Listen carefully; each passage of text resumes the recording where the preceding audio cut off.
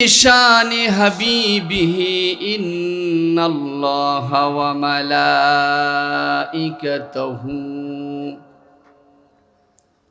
يصلون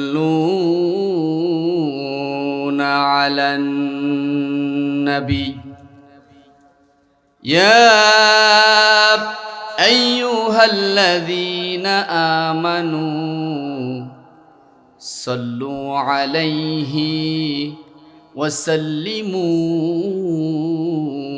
تسليما اللهم صل على سيدنا مولانا محمد وعلى آل سيدنا شافعنا محمد بلغ العلا بكماله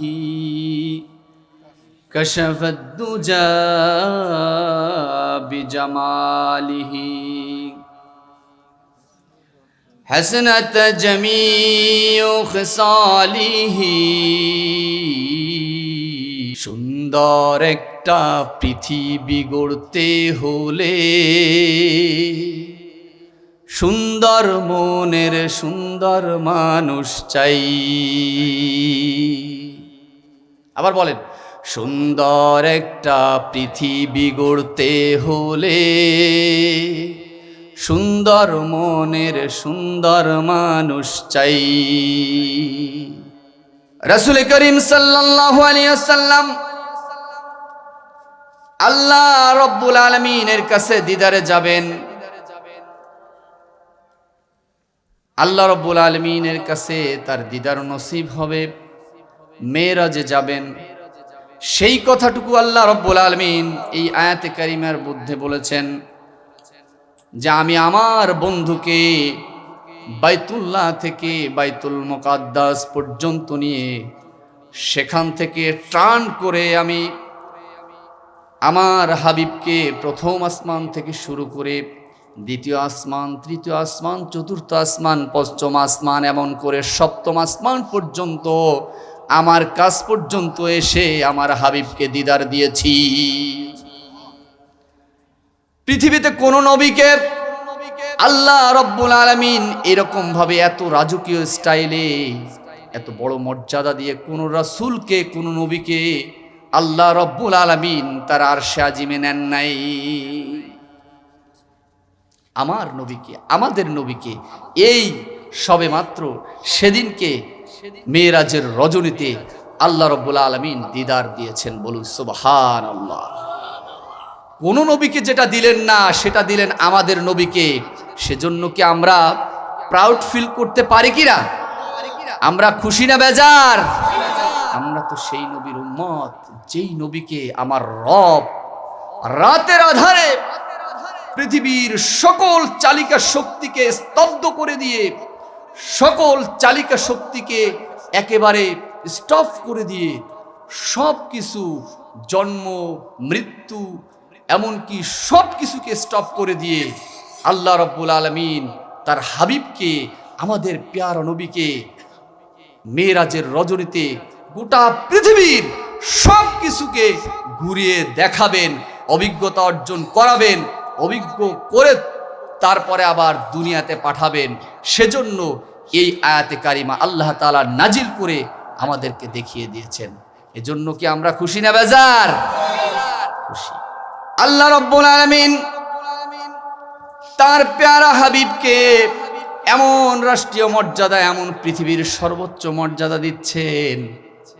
তিনি রাতের আধারে আল্লাহ রাব্বুল আলামিনের দিদারে যাবেন।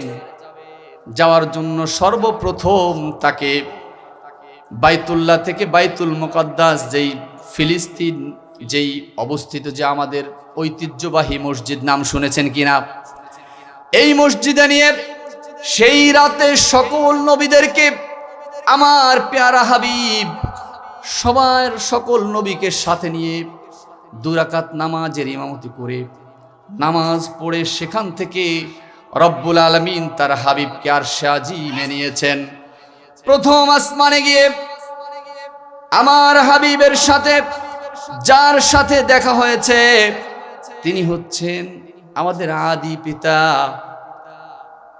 সাইয়েদেনা আদম আলাইহিস সালাতু ওয়াস সালাম। রাসূল দিদারে আসবেন, আরশে আজিমে আসবেন, মেরাজে আসবেন, মেরাজে যাবেন। প্রত্যেক আসমানে আসমানে নবীদেরকে রেখে রেখে সংবর্ধনা দিচ্ছেন, ত্রণ নির্মাণ করছেন। এরপরে তাকে সংবর্ধিত করে করে প্রথম আসমান, দ্বিতীয় আসমান, তৃতীয় আসমান, চতুর্থ আসমান, এমন করে পঞ্চম, ষষ্ঠ, সপ্তম আসমান পর্যন্ত নিয়ে গিয়েছেন। বলুন সুবহানাল্লাহ। আমি আপনাদের সামনে প্রথম আসমানে আমাদের আদি পিতা আদম আলাইহিস সালাতু ওয়াস সালামের সাথে দেখা হয়ে গেল। দেখা হয়ে যাওয়ার পরে আমাদের পিতা একবার তার চোখে মুখে হাসির ঝলক, আর একবার তার চোখে মুখে কান্নার ঘনঘটা আল্লাহর নবী মুহাম্মদুর রাসূলুল্লাহ সাল্লাল্লাহু আলাইহি ওয়াসাল্লাম জিবরাইলকে ডেকে বললেন, ওগো ভাই জিবরাইল, তুমি খুলে বলো আমার আদি পিতা কি কারণে মাঝে মধ্যে হাসছে আবার মাঝে মধ্যে কান্না করছে। জিবরাইল বলছে, ওগো নবী, আপনি জানেন যখন আপনার এই আদি পিতা যখন ডান দিকে তাকায় তিনি দেখতে পায় তার অসংখ্য অগণিত সন্তানগুলি জান্নাতের নাজ নিয়ামতে হাবুডুবু খাচ্ছে। তখন তার চেহারার মধ্যে আপনি হাসির ঘনঘটা দেখতে পান। আবার তিনি যখন বাম দিকে তাকাচ্ছেন তার চোখে মুখে কান্নার ঘনঘটা দেখতে পান। এর কারণ হচ্ছে বাম দিকের মানুষগুলি, বাম দিকের সন্তানগুলি, এরা হচ্ছে জাহান্নামের টিকিট প্রাপ্ত, এরা জাহান্নামের শাস্তি ভোগ করছে। যার কারণে একজন বাবা হিসেবে যখন সন্তান কষ্ট পায়, সন্তান যখন আযাবের মধ্যে নিপতিত, প্রকৃত বাবা কখনো আর ভালো থাকতে পারে না বলেই তার চোখে মুখে যখন বাম দিকে তাকাচ্ছেন দুঃখের ঘনঘটা, আবার যখন তিনি ডান দিকে তাকাচ্ছেন আনন্দের ঘনঘটা। এরকম ভাবে অনেক কথা হলো। এরপরে আল্লাহ রাব্বুল আলামিনের হাবিব প্রথম আসমান ওভারটেক করে দ্বিতীয় আসমানে গেলেন। দ্বিতীয় আসমানে গিয়ে হযরতে ঈসা আলাইহিস সালাতু ওয়াস সালামের সাথে সাক্ষাৎ হয়ে গেল। তৃতীয় আসমানে গিয়ে হযরতে ইউসুফ আলাইহিস সালাতু ওয়াস সালামের সাথে সাক্ষাৎ হয়ে গেল। চতুর্থ আসমানে গিয়ে ইদ্রিস আলাইহিস সালামের সাথে সাক্ষাৎ হয়ে গেল। পঞ্চম আসমানে হযরত হারুন আলাইহিস সালামের সাথে সাক্ষাৎ হলো। ষষ্ঠ আসমানে মূসা আলাইহিস সালাতু ওয়াস সালামের সাক্ষাৎ হয়ে গেল। এখন বলুন তো সপ্তম আসমানে কোন নবীর সাথে দেখা হবে, কে বলতে পারবেন? সপ্তম আসমানে গিয়ে দেখা হয়ে যাবে আমাদের জাতির পিতা ইব্রাহিম আলাইহিস সালাতু ওয়াস সালামের সাথে। যে ইব্রাহিম আলাইহিস সালাতু ওয়াস সালাম তার সমাজের সকল মানুষ একদিকে, নিজের পিতা একদিকে, শুধুমাত্র তার রিসালাতের দায়িত্ব পালন করতে গিয়ে সকল মানুষ একদিকে ছিল, আর তিনি তার রবের কালিমাকে উড্ডীন করার জন্য যিনি চ্যালেঞ্জ করেছেন, যিনি মোকাবেলা করেছেন, তার নাম হচ্ছে জাতির পিতা ইব্রাহিম আলাইহিস সালাতু ওয়াস সালাম। ইব্রাহিম আলাইহিস সালাতু ওয়াস সালামের সাথে সাক্ষাৎ হয়ে গেল। এরপরে আল্লাহ রাব্বুল আলামিনের হাবিব বাইতুল মামুরে চলে গিয়েছেন। এই বাইতুল মামুরের অবস্থান হচ্ছে বর্তমান কাবা শরীফ বাইতুল্লাহ থেকে শুরু করে সরাসরি উপরে। বলুন সুবহানাল্লাহ।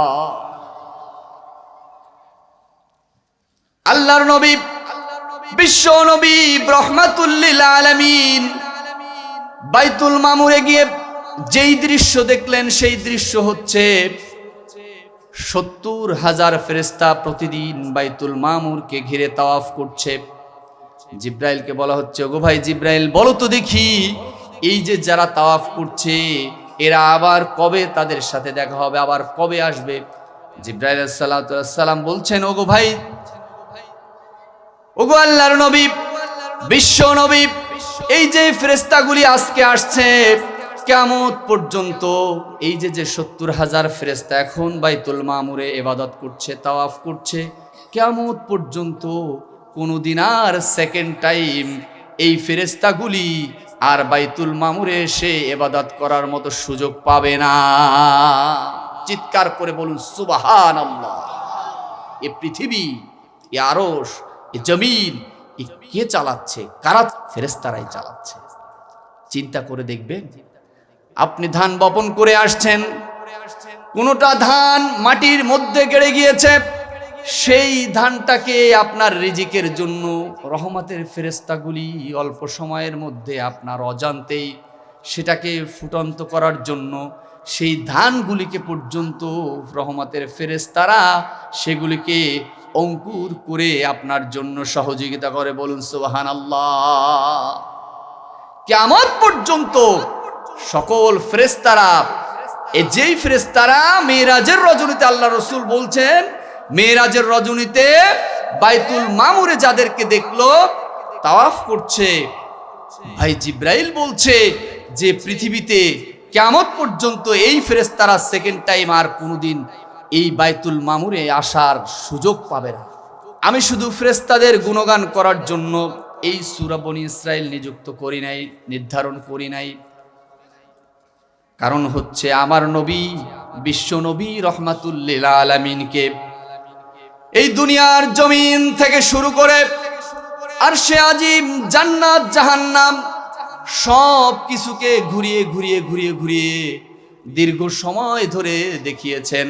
কারণ হচ্ছে এমন পৃথিবী, যেই পৃথিবীতে আমার নবী, যখন নবীর বয়স হচ্ছে 50 বছর, কত বছর? নবীর বয়স যখন 50 বছর, 50-এ যখন নবীর বয়স উপনীত হয়েছে, নবুয়তের কত বছর? 10 বছর। নবী আর অল্প দিন পরেই, মাত্র 1 বছর পরেই নবীর জন্মভূমি মক্কা থেকে নবীকে হিজরত করে চলে যেতে হবে মদিনায়।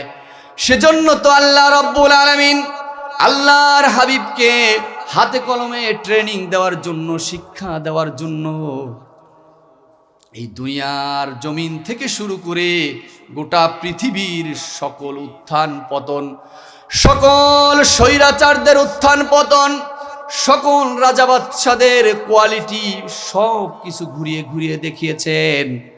জান্নাতের নাজ নেয়ামত দেখিয়েছেন, জাহান্নামের তীব্রতাও দেখিয়েছেন, নারীদের শাস্তি দেখিয়েছেন, স্বৈরাচারদের শাস্তিও দেখিয়েছেন, যুব সমাজ ধ্বংস করে ধ্বংস হলে যুবকদের কি শাস্তি হয় সেটাও দেখিয়েছেন।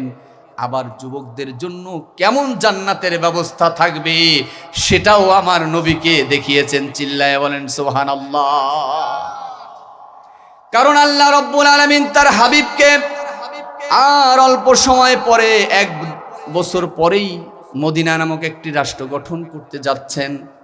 সেই রাষ্ট্রটা কিভাবে গঠন করবেন, গঠন করার জন্য অভিজ্ঞতার প্রয়োজন আছে কিনা? আছে না? অভিজ্ঞতা ছাড়া কিছু করা যায়? কিচ্ছু করা যায় না।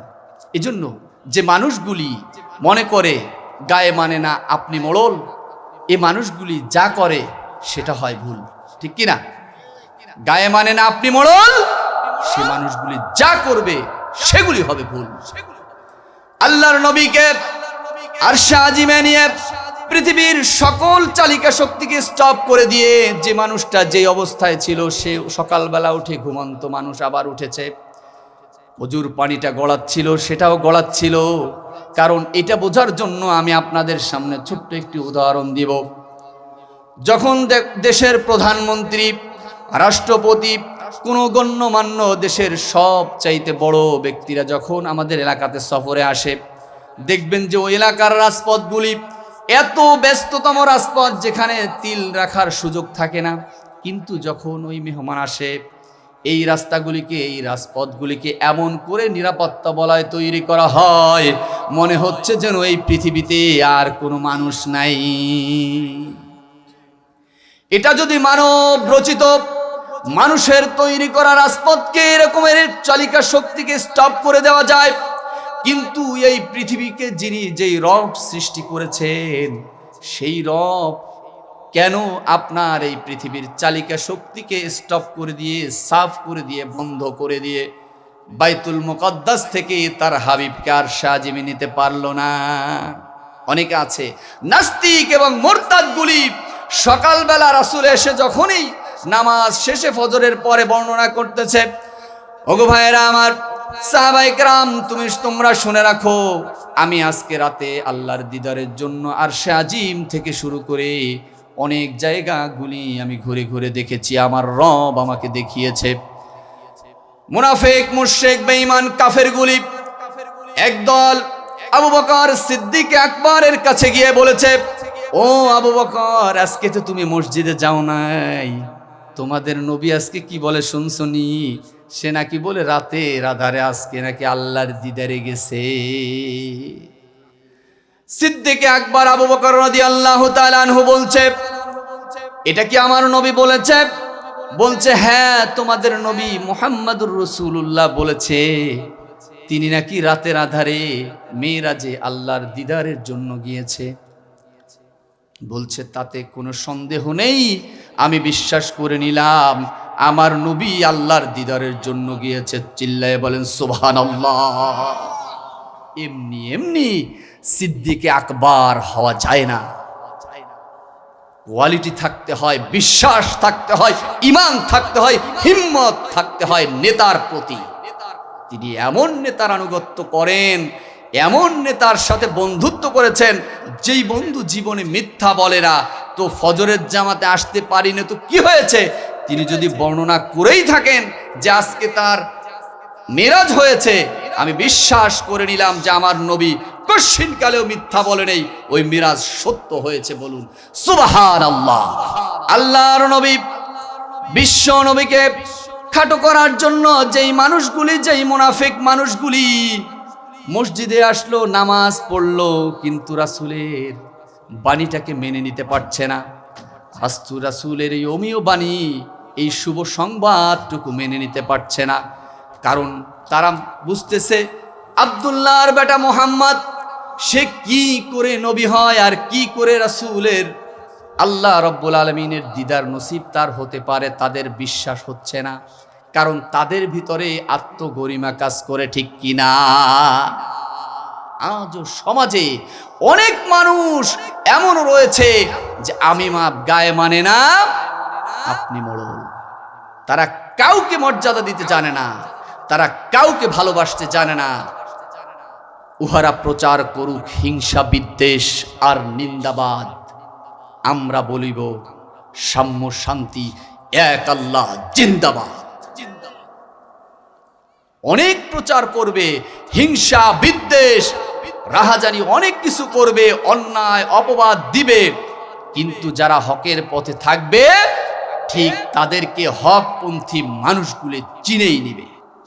সমুদ্রের তলদেশেও যদি রেখে দেওয়া হয়, 50,000 বছর পরেও যদি তাকে আবার উঠিয়ে বলা হয় এটা স্বর্ণ, স্বর্ণই।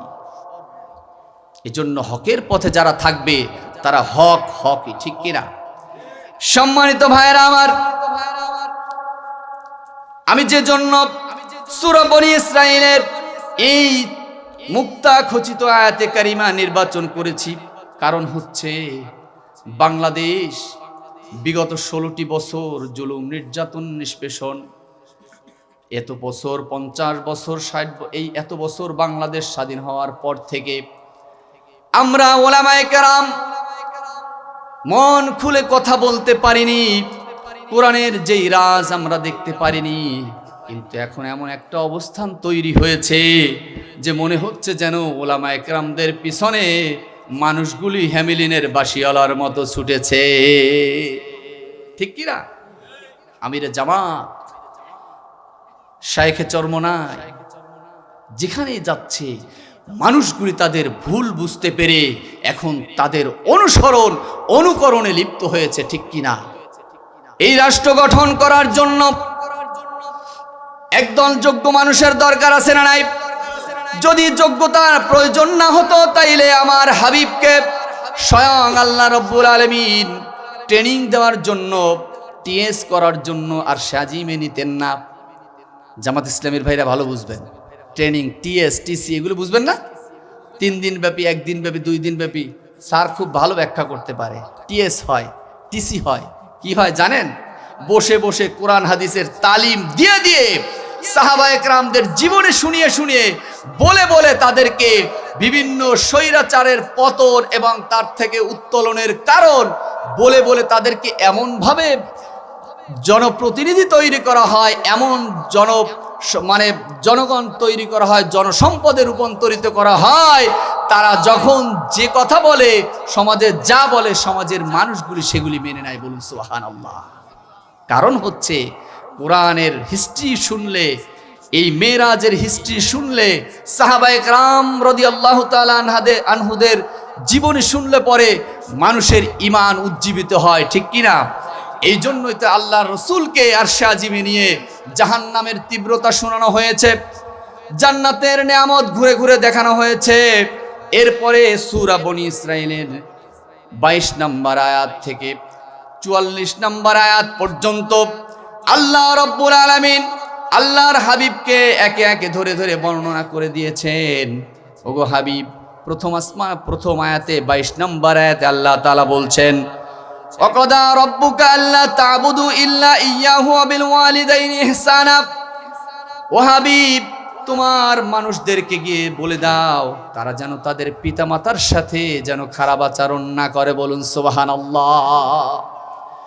যেই সমাজে মাকে মর্যাদা দিত না, বাবাকে মর্যাদা দিত না, ভাই ভাইকে ভালোবাসতো না, ভাই ভাইকে হত্যা করত, ভাই মরে গিয়েছে, ভাইয়ের সন্তানকে পর্যন্ত মর্যাদা দেয় না, তার হকটুকু বুঝিয়ে দেয় না, নিজের মেয়েকে জীবন্ত কবর দিত, খাদ্যাভাবে যেই সমাজে সন্তানদেরকে হত্যা করত, এরপরে রিজিকের ভয়ে নিজের সন্তানকে হত্যা করত।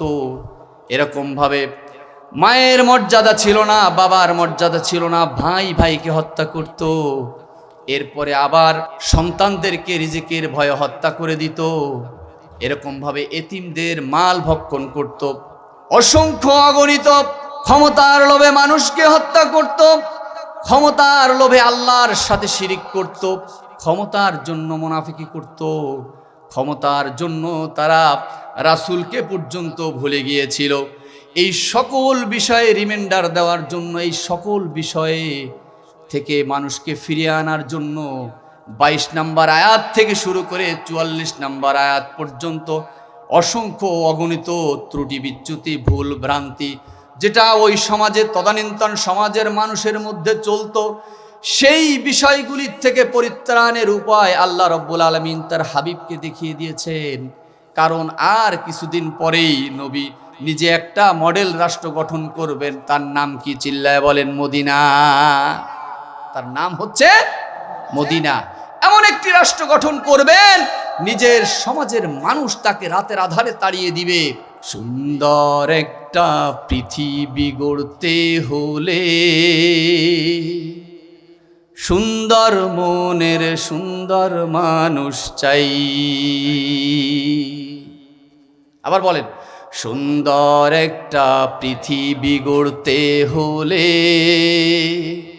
সুন্দর মনের সুন্দর মানুষ চাই।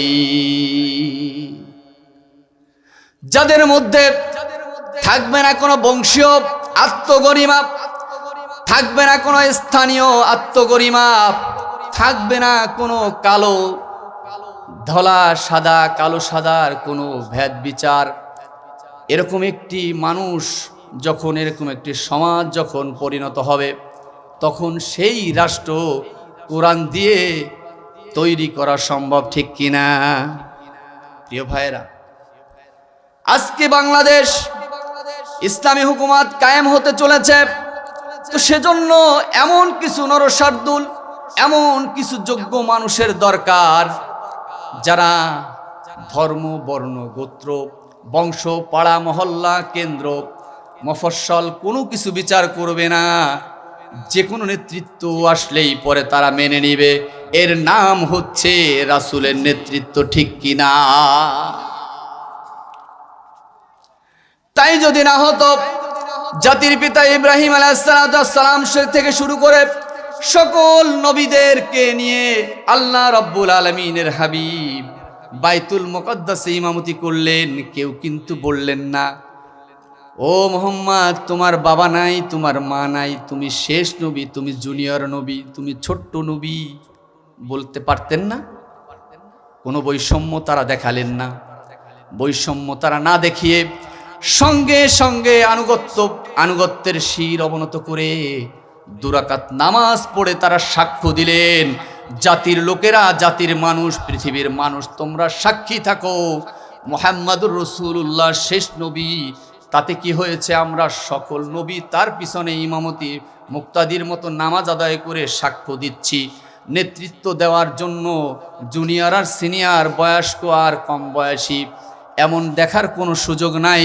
আল্লাহর পক্ষ থেকে যেই নির্দেশনা আসবে, যেই নেতৃত্ব আসবে, তোমরা সেই নেতৃত্বকে যদি মেনে নিতে পারো তোমরাই হবে সফল কাম। আর যদি তোমরা সেটাকে মেনে নিতে না পারো, তোমাদের ঠিকানা হয়ে যাবে আব্দুল্লাহ ইবনে উবাইয়ের মতো, তোমাদের ঠিকানা হয়ে যাবে ইয়েমেনের বাদশার মতো।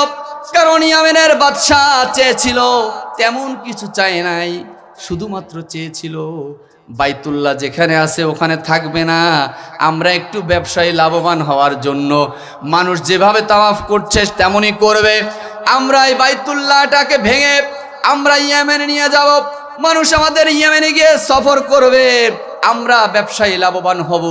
কিন্তু আল্লাহর সিদ্ধান্ত হচ্ছে বেটা, পৃথিবীর মানচিত্রের একেবারে মূল কেন্দ্রবিন্দু হচ্ছে বাইতুল্লাহ। এই বাইতুল্লাহকে এখান থেকে সরানোর কোনো শক্তি তোর মতো, এরপরে তোর মতো সেই ইয়েমেনের বাদশা আর হতে পারে না, পারবিও না। কারণ আমি এই যেই ম্যাপ তৈরি করেছি, এই বাইতুল্লাহ থেকে শুরু করে আসমান, 7ম আসমান পর্যন্ত, এখান থেকে সরাসরি উপরে হচ্ছে বাইতুল মামুর।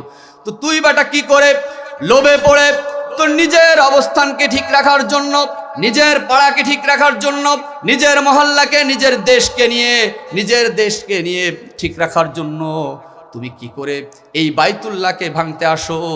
আসার পরে জাহর আলাম তারা কাইফা ফাআলা রাব্বুকা বিআসহাবিল ফিল। সকল কায়দা, সকল হস্তি বাহিনীর সব দাঙ্গা হাঙ্গামা একটু সময়ের মধ্যেই আল্লাহ নেস্তেনাবুদ করে দিয়ে ইয়ামিনের বাদশার সকল স্বপ্নকে, একেবারে লালিত স্বপ্নকে মাটিতে মিশিয়ে দিয়েছেন। বলুন সুবহানাল্লাহ। এজন্য আল্লাহর সিদ্ধান্তের বাহিরে সিদ্ধান্ত নিতে হয় না, মাথা পেতে নিতে হয়। আল্লাহর নবী, বিশ্ব নবী বলেছেন, ও সাহাবায়ে কেরাম, তোমরা জেনে রাখো, আমার সাহাবীদের মধ্যে অসংখ্য সাহাবী রয়েছে, তাদের মধ্যে আমার বদরি কাফেলার সাহাবী যারা, তাদের মর্যাদা বেশি দিবে। আমার স্ত্রীদের মধ্যে আমার খাদিজাকে তোমরা একটু মর্যাদার চোখে দেখবে। কারণ পৃথিবীর যখন কোনো শক্তি আমার কাছে ছিল না, কোনো মানুষ যখন আমার কাছে ছিল না, তখন এই খাদিজাই আমার সাথে ছিল, এই সাহাবায়ে কেরাম আমার বদরের কাফেলার সাথে ছিল। তোমাদের সকল সাহাবীদের মধ্যে সবচাইতে বেশি মর্যাদার সাহাবী হচ্ছে বদরি সাহাবী, ঠিক কিনা? আমার যেই সকল যুবক ভাইয়েরা, ও যুবকেরা, তোমরা বিগত 5 বছর যারা এই তাফসীর মাহফিল বাস্তবায়ন করার জন্য কাজ করেছিলে, তোমাদের মর্যাদা এই সময়ের অসংখ্য যুবকদের মর্যাদার চাইতে অনেক বেশি। এখন অনেক যুবক কি করে জানেন?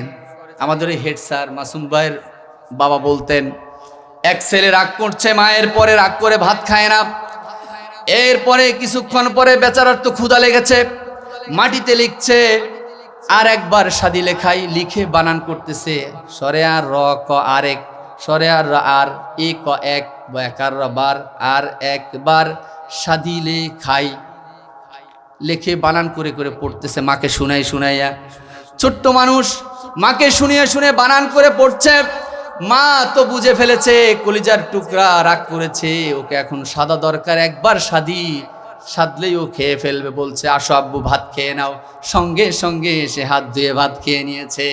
ও যুবকেরা, বিগত 5 বছর যারা এই তাফসীর মাহফিল বন্ধ করার জন্য ষড়যন্ত্র করেছ, যারা নির্যাতন নিষ্পেষণের স্টিম রোলার চালিয়েছ, যারা সুরতে সিরাতে বিভিন্নভাবে যারা অপকর্ম করেছ, সভাপতির কাছে কান ভারী করেছ, ওই সাইফুল সাহেবের কাছে গিয়ে কান ভারী করেছ, বিভিন্ন মানুষের কাছে কান ভারী করেছ, যারা এখন আমাদের এই যুবকদের কাফেলার সাথে আসতে ভয় পাচ্ছ, লজ্জা পাচ্ছ, তোমরা মনে মনে লিখতে চাচ্ছ আর একবার সাদিলে আসি, তোমাদের লেখার দরকার নাই। ও যুবক, হৃদয়ের সব ভালোবাসা, সব আবেগ, সব বেদনা, সব কষ্টকে উজাড় করে তোমাদেরকে আমরা আলিঙ্গন করতে চাই। ও যুবক, তুমি আমাদের পতাকা তলে চলে আসো, ঠিক কিনা?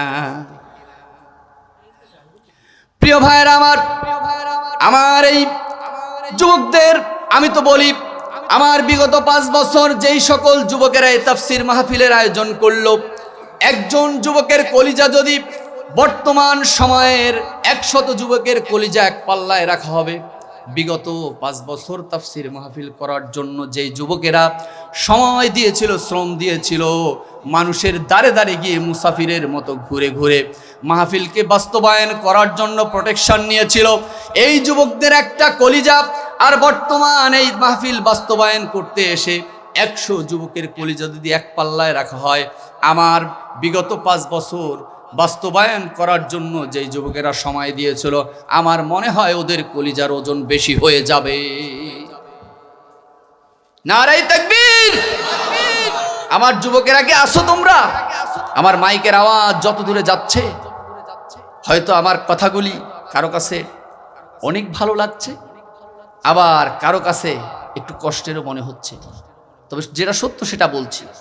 বিগত সময়ে 40,000 টাকা লুজার হয়েছে, মাহফিল সব শেষ, মাহফিলটা পণ্ড। ফিরোজের মতো নরসার্দুল তাগড়া যুবক কান্না করে, এটা কি চারটিখানি বিষয়? যে ছেলেটা গানের আসর করত, যে ছেলেটা শর্ট পিসের আয়োজন করত, ক্রিকেট টুর্নামেন্ট করত, শুধুমাত্র বলছিলাম আমার কাছে তুইও টাকা চাস, যদি একটু আমার টাকা দেওয়ার মতো একটা প্ল্যাটফর্ম তৈরি করতে, তাহলে আমি টাকাটা দিলে ভালো হতো না?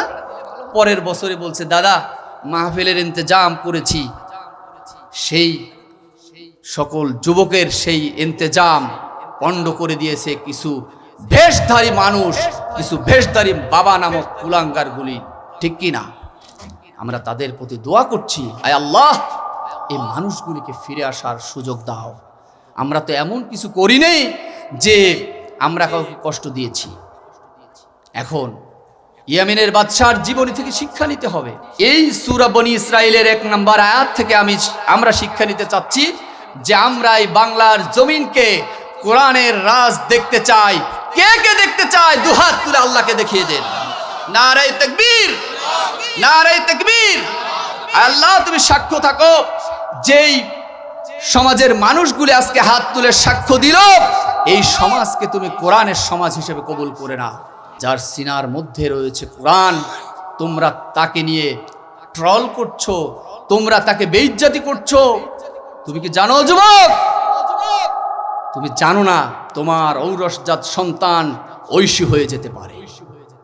তোমার যে দা আজকে জার্জিসের জন্য ব্যবহার করেছো, তোমার যেই লাঠি আজকে গোলাম কিবরিয়ার জন্য উঁচু করেছো, সেই লাঠি একদিন তোমার সন্তান, তোমার ভাই, তোমার দলের লোক তোমাকে দুনিয়া ছাড়া করবে, ঠিক কিনা?